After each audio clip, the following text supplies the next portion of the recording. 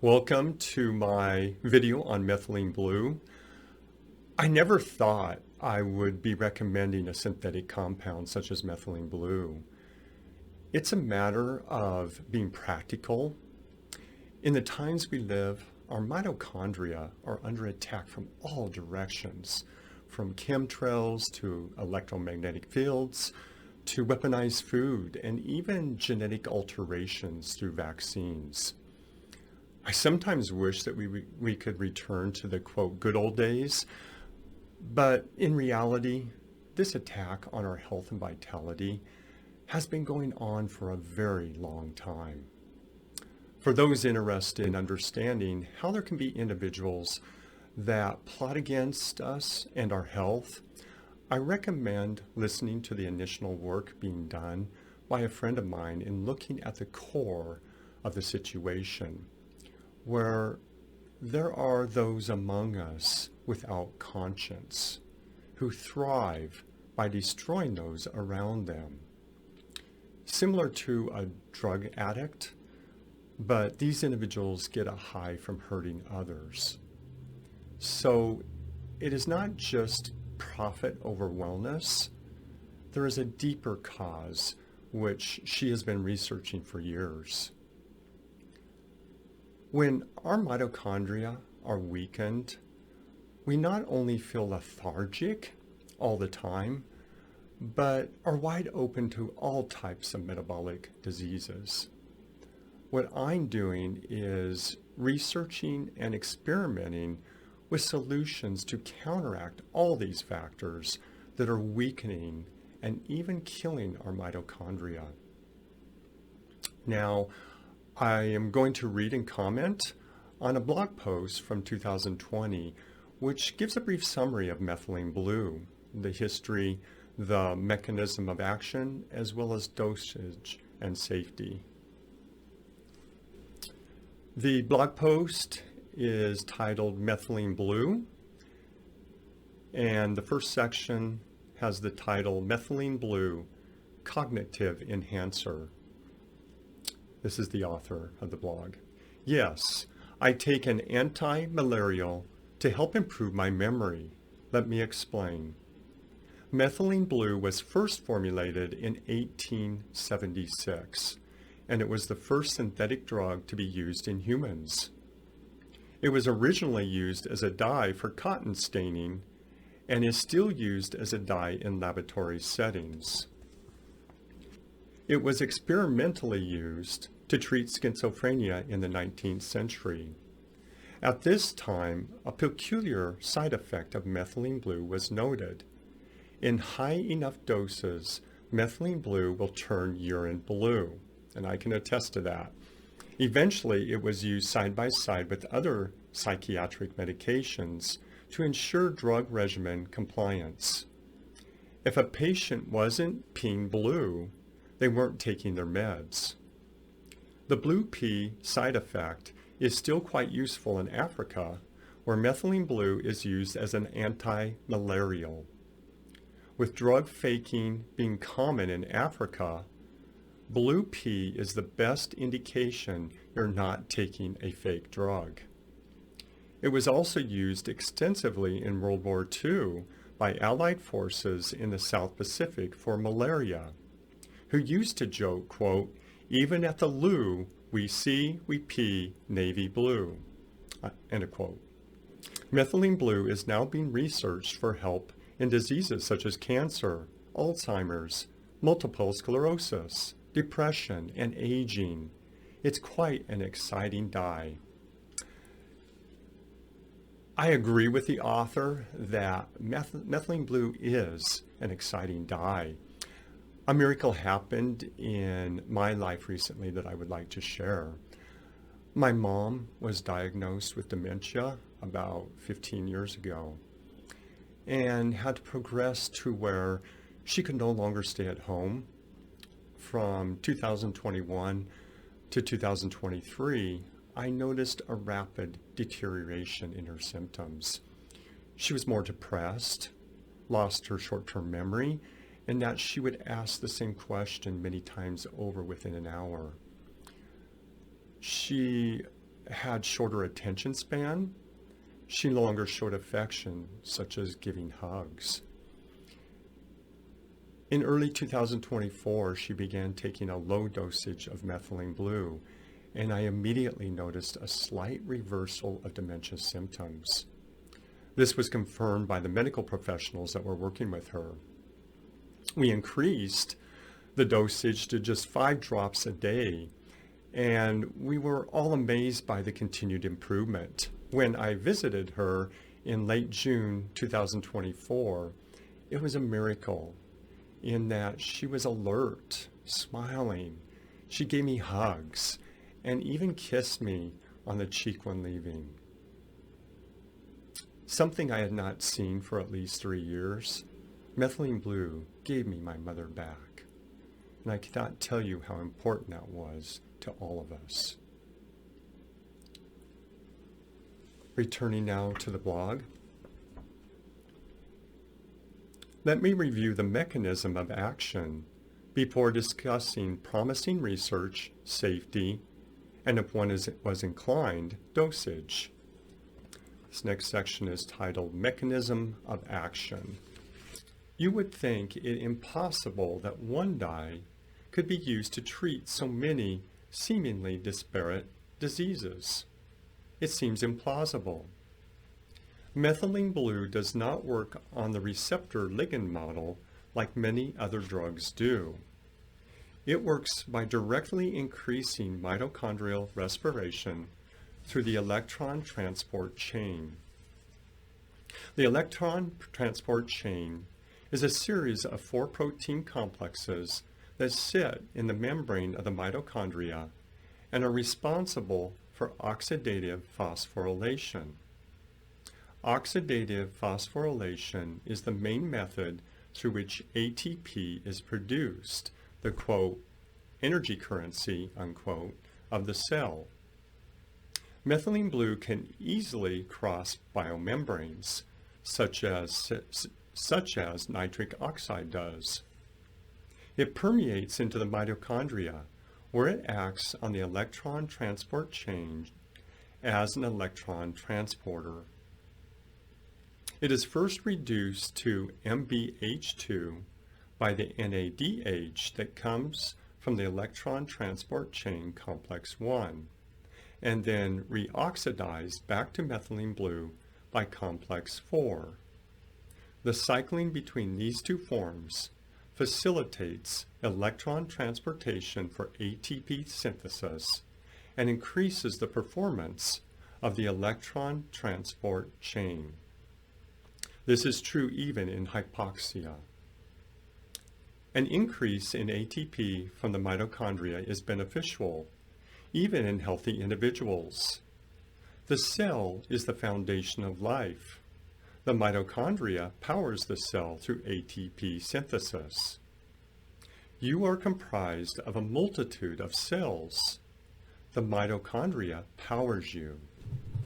Indeed, this is true. The mitochondria powers us biologically, but most important, spiritually. It is in the mitochondria that the spiritual light, which is the true basis of the life force within us, builds, pools, and resides for our use. When the spiritual light leaves the mitochondria, we die. Returning to the blog. Energy and structure are related at every level in the human organism, and mitochondrial impairment is implicated in many disease states.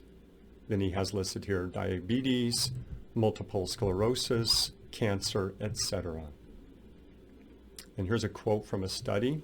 These findings provide evidence that methylene blue, the redox dye currently used as an antidote for encephalopathy associated with alkylating chemotherapy, uncouples oxidative phosphorylation and acts as an electron transfer mediator to stimulate mitochondria respiration.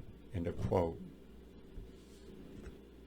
The next section is entitled Medical Uses plus Research. Methylene Blue is medically approved for urinary tract infection, which my mom does have issues with in the past, malaria, methemoglobinemia, cyanide poisoning, and hypoxia. I would like to highlight some of the interesting non-approved use cases and research. In addition to the research the author of this blog shares, there are endless PubMed studies on the benefits of methylene blue over the last 50 plus years. I even found a few studies from the late 1800s and early 1900s, and we will take a look at a few of these as I read through this section of the blog. All of this research is so valuable from my perspective in that it helps one in understanding the breadth of diseases that at the core are being caused by metabolic dysfunction. In other words, how a simple dye can work seemingly miracles by jump-starting the power centers of our cells. To supplement the research he outlines in this section, I would like to begin by sharing a research study titled Methylene Blue in the Treatment of Neuropsychiatric Disorders. Now I am going to read the abstract, which is just a summary of this review back from August of 2019. Again, the title is Methylene Blue in the Treatment of Neuropsychiatric Disorders. Abstract. Methylene blue is a long-established drug with complex pharmacology and multiple clinical indications. Its diverse mechanisms of action are most likely responsible for the large variety of its clinical effects. Of interest to psychiatrists, methylene blue has antidepressant, anxiolytic, and neuroprotective properties documented by both animal and human studies. Its stabilizing effect on mitochondrial function and dose-dependent effect on the generation of reactive oxygen species are a significant heuristic value. For these reasons, methylene blue holds promise as a proof of concept treatment of organic and neurodegenerative disorders, and as a neuroprotective agent in general. In psychiatry, methylene blue has been used for over a century. It was tried successfully in the treatment of psychotic and mood disorders and as a memory enhancer in fear extinction training. Particularly, promising results have been obtained in both short and long-term treatment of bipolar disorder. In these studies, methylene blue produced an antidepressant and anxiolytic effect without risk of a switch into mania. Long-term use of methylene blue in bipolar disorder led to a better stabilization and a reduction in residual symptoms of the illness. It is usually well tolerated, but caution is needed in the light of its inhibitory effect on monoamine oxidase A. This study is also referring to the reduction in fear. Who among us does not have an issue with fear? Recently, I attended an all-day training at work where we broke out into smaller groups throughout the day and then would come back into the larger group. Part of this process was to select which individual in the small breakout group would be the spokesperson to share with the larger group. What is surprising to me is that I found myself being the one chosen several times to share with a larger group. Now, this has not been my pattern over the past 30 plus years, where I would always shy away from speaking in front of a group, and I would do anything to get out of speaking. All of a sudden, this last week, this changed, where I did not have that overwhelming fear during this day of training. And I did not connect this with methylene blue until after reading this study. My belief is that Methylene Blue helped facilitate this process I was working through of calming down my fears and anxiety so I could take that next step. Continue with the blog. The next section is titled Septic Shock. It is thought that the sudden release of nitric oxide is responsible for the cardiovascular problems associated with septic shock.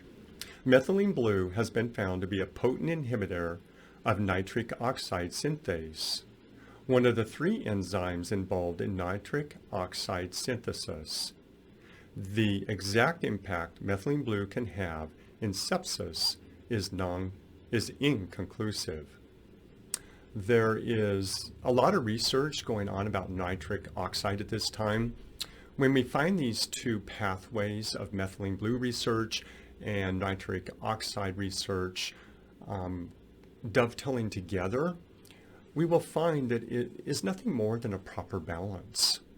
Methylene Blue is needed when the mitochondria is worn and old and is not producing anymore.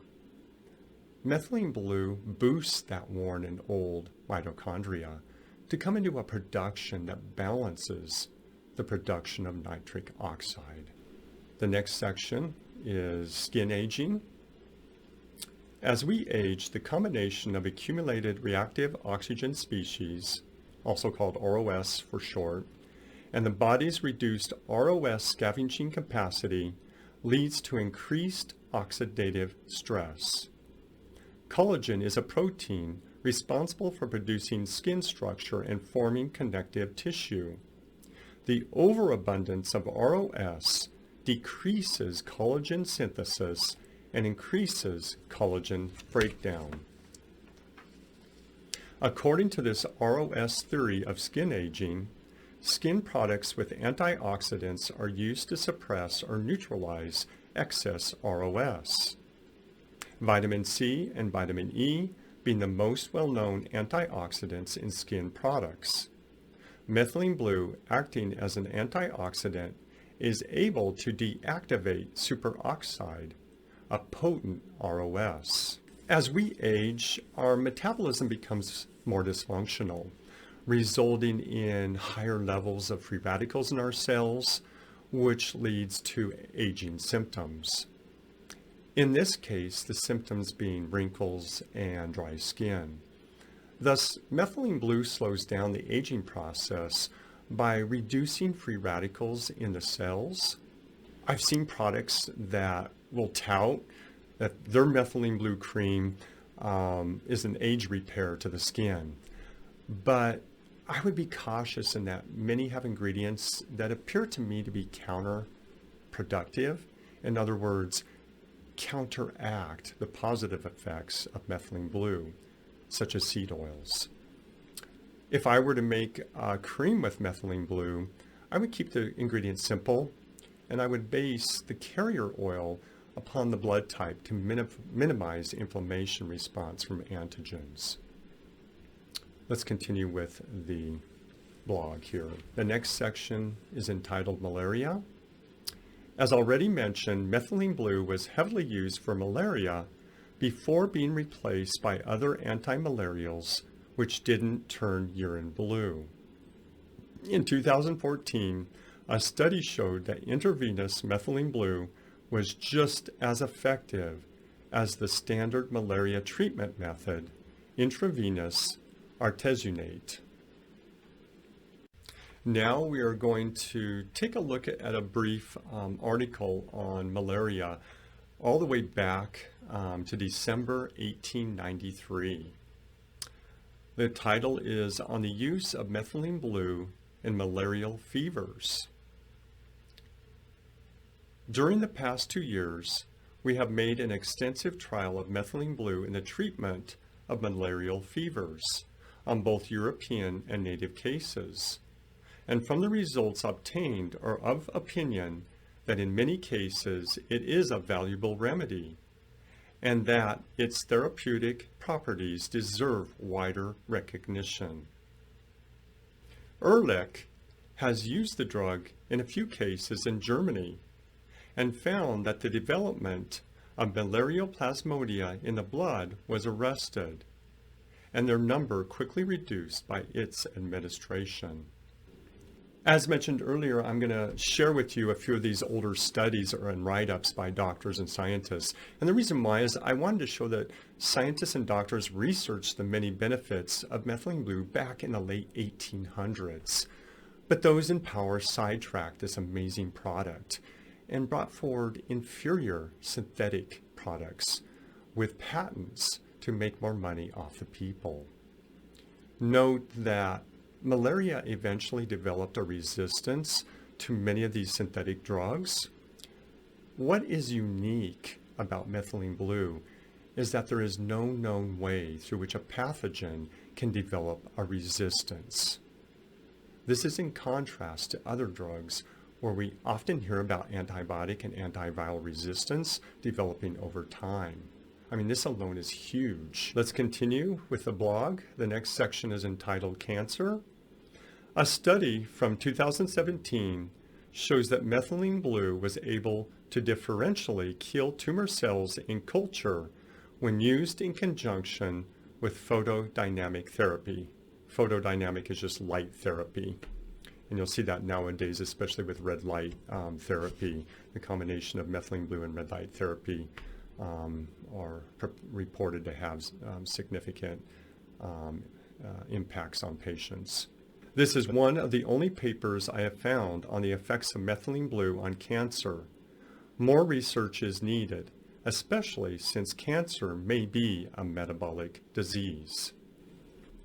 I'm going to go here to another study, a write-up.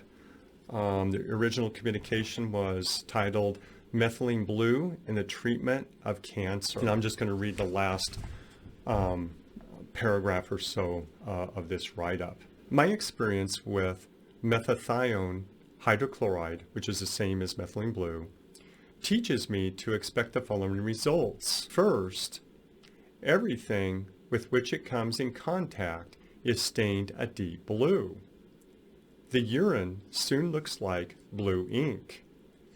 And you should always tell your patient to expect this. Second, there is surcease from pain. Third, the general health of the patient is improved and years are added to his life. It thus helps us to carry out the noble aim of our profession, quote, to alleviate suffering and prolong life. And here it's stating that this was from the Journal of American Medical Association, June 27th, 1897. And it was also published in other articles after this original publication. These results make sense given methylene blue's effect to stimulate mitochondria respiration and the growing awareness that cancer is a metabolic disease. Let's continue with the next section. It's titled Antimicrobial. Methylene blue is often used as an antifungal in aquariums.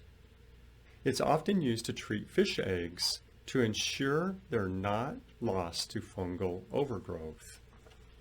This statement reminds me of my first encounter with methylene blue. When I was around 8 years of age, my parents bought my brother and I a fish aquarium, and over time we had to treat different fish for fungal infections as well as swim bladder disorder where the fish would float upside down. The fish shop recommended a methylene blue product for curing these conditions, and it worked well. So we found out from this experience that methylene blue is a chemical used to kill most pathogens in aquariums, whether it be fungal, bacteria, or parasitic. Now, I don't recommend taking the fish shop methylene blue, as these options are usually from industrial grade product that have high levels of heavy metals. More on this later. In reference to other antimicrobial properties, I found 2 articles from over a century ago that briefly expand on this medical use. The first article is on tuberculosis, and the title here is Methylene Blue in Pulmonary Tuberculosis. Cornelius Lane, MD, American Medicine, September 7th, reports that he obtained excellent results from the use of 1-gram doses of methylene blue 3 times a day in pulmonary tuberculosis. The drug seems to control the temperature and pulse and to improve the appetite. Let's go to the next study here. The study is titled The Use of Methylene Blue in Gonorrhea. This is from the Baltimore Medical Journal, dated January 16th, 1897. And I'll read the last 2 paragraphs of the study here. Let this explanation of the action of methylene blue in gonorrhea be right or wrong. The clinical fact remains that the acute stage is cut short before the mucosa and submucosa are extensively damaged, and thus the risks of serious complications and sequelae are lessened. If experience shows that this drug in any way diminishes the rapidity of development and virulence of micrococci in the tissues, it ought to prove a valuable adjunct to the treatment of general septic diseases. Both tuberculosis and gonorrhea are bacterial infections. This means over a century ago, they knew that methylene blue is antibacterial. Continuing with the blog, the next section is titled Alzheimer's. The most promising research on methylene blue is being done in Alzheimer's patients. Methylene blue seems to be able to untangle the neurofibrillary tangles that are a common hallmark of Alzheimer's disease. A researcher who noticed this, Claude Wischick, founded a company called TauRx, which created a modified and patentable form of methylene blue called LMTX. In a recent drug trial, subjects taking LMTX deteriorated significantly more slowly than those on placebo, and in some cases had improved cognitive function. I mean, this is huge, and as I've shared, I've definitely seen improvements in my mom. One thing we do need to be aware of is that some of these studies, the people that were part of the study were taking SSRIs, which are a form of antidepressant. And it's been shown that SSRIs, along with methylene blue, they basically cancel each other out, so you would not see an improvement. So when you're looking at this research, especially on Alzheimer's and dementia patients, did the researchers understand the impact that SSRIs would have on the data and on whether a patient would show improvement or not? I'm going to show one more abstract here on methylene blue and Alzheimer's treatment. This review evaluates the modern and latest research on the application of methylene blue for treating Alzheimer's. The title here is Exploring Methylene Blue and its Derivatives in Alzheimer's Treatment, a comprehensive review of randomized controlled trials. And in the abstract, I'll just be reading the highlighted part. The findings of the studies indicate that the administration of methylene blue has demonstrated enhancements in cognitive function, reductions in the accumulation of plaques containing beta amyloid, improvements in memory and cognitive function in animal subjects, and possesses antioxidant properties that can mitigate oxidative stress and inflammation within the brain. Continuing with the blog, the next section is titled Cognitive Function. Studies have shown that methylene blue increases cellular oxygen consumption and glucose uptake in the brain. Methylene blue increases CMRO2, the cerebral metabolic rate, through improved performance of the electron transport chain. 26 healthy participants between the ages of 22 and 62 were enrolled in a double-blinded, randomized, placebo-controlled clinical trial to measure the effects of methylene blue on the human brain during working memory and sustained attention tasks. The participants were given a single low dose of methylene blue.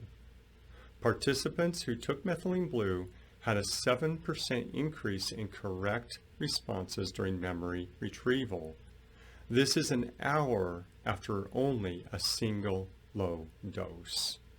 This is huge, and I've seen it in my mom, and I've also seen it myself, the impact that methylene blue has a very... Let's continue with the blog. Next section, the title is Dosage.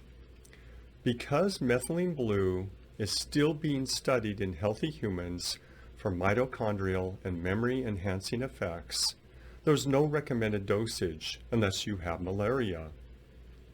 Methylene blue exhibits a hormetic dose with opposite effects at high and low doses. For example, high doses of methylene blue can cause methemoglobinemia, while low doses of methylene blue is the choice treatment for methemoglobinemia. There are a number of reasons to keep the dose low. He has 4 bullet points here. The first bullet point, methylene blue can easily contain impurities of heavy metals like cadmium, mercury, and lead, even in USP grade. In small doses, these trace heavy metals are easily dealt with, but in large doses, they can bioaccumulate. This is definitely why you should only purchase USP grade methylene blue, never lab or chemical grade. I agree with the author here in taking a USP grade product.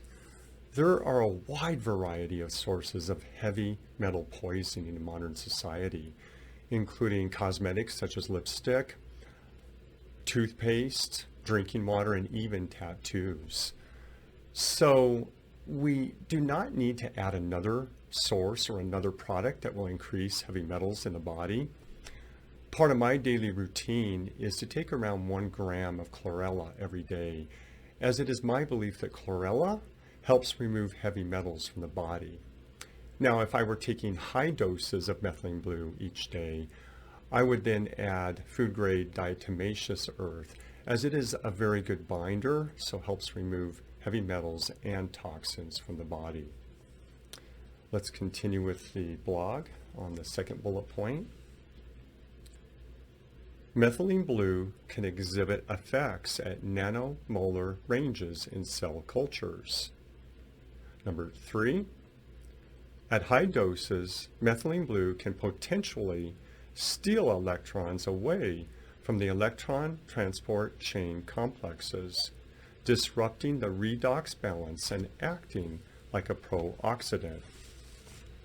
The 4th bullet point, at high doses, methylene blue exhibits its MAO inhibiting effects and can lead to serotonin syndrome, especially when eating tyramine-rich foods or taking SSRIs. For this reason, the dosage of methylene blue should be around 1 to 2 milligrams per day. A lot of the studies in Alzheimer's and malaria use high doses of 150 milligrams plus per day. I don't think this is needed in healthy organisms, especially because of the negative effects that can appear at high doses. I personally take around 1.2 milligrams per day.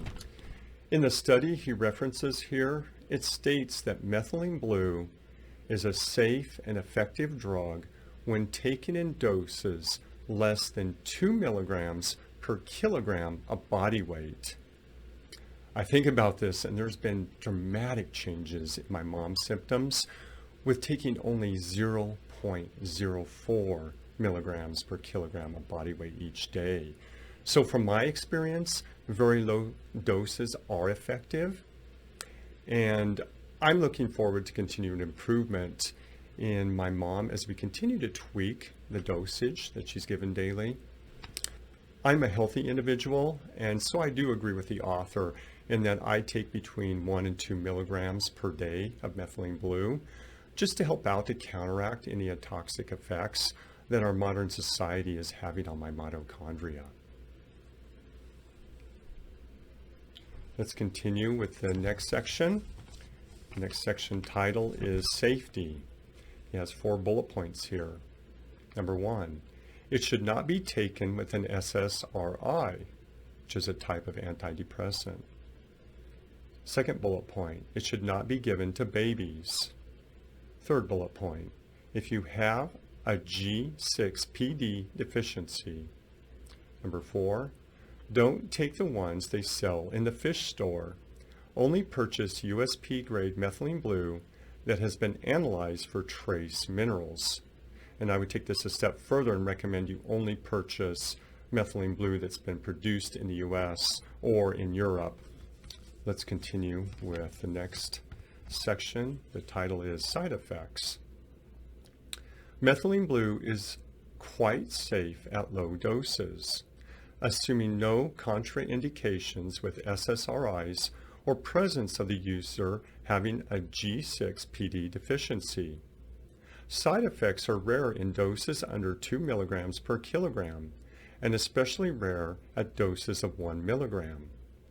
Rare symptoms can include stomach pain, chest pain, dizziness, headache, sweating, confusion, high blood pressure, shortness of breath, accelerated heartbeat, tremor, skin turning blue, urine turning blue or green, reduction of red blood cells, or jaundice, which is only reported in infants. The next section's title is Products. These are the different products where you can find USP grade methylene blue, not an exhaustive list. And here he only lists 2 I see here. It's MitoLab and also Health Natura. I'll also include these in the links below along with a few others that I've researched. The next section is titled Personal Anecdote. I've always felt like I had the brain of someone much older than myself, and not in a good way. I had trouble remembering events and things I'd learned. Sometimes I could remember going to a place, but not who I went there with. Bizarre. I started taking 1 milligram of methylene blue a day, and my thinking cleared. I feel my memory is much better than it was. My verbal fluidity seems to have improved. This mirrors personal experience by people in the nootropics community. I think methylene blue is really quite safe, and I'll likely continue taking it long term for its mitochondria benefits. Thus ends the blog. What we are doing is looking at options that are going to help the body to heal itself. Methylene blue targets cells with dysfunctional metabolism, which makes it a powerful defense for keeping our mitochondria healthy and thus all of our bodily systems healthy in this time of intensified attack on our health. Now, we don't look to pump up old, worn-out mitochondria. We want new ones, but until we can get that, this is what we have to do. Who does not have loved ones they want back, such as the case of my mom? From dementia to psychiatry to cancer, the miracles seem endless from a simple blue dye. This ends today's video, and looking forward to seeing you next time.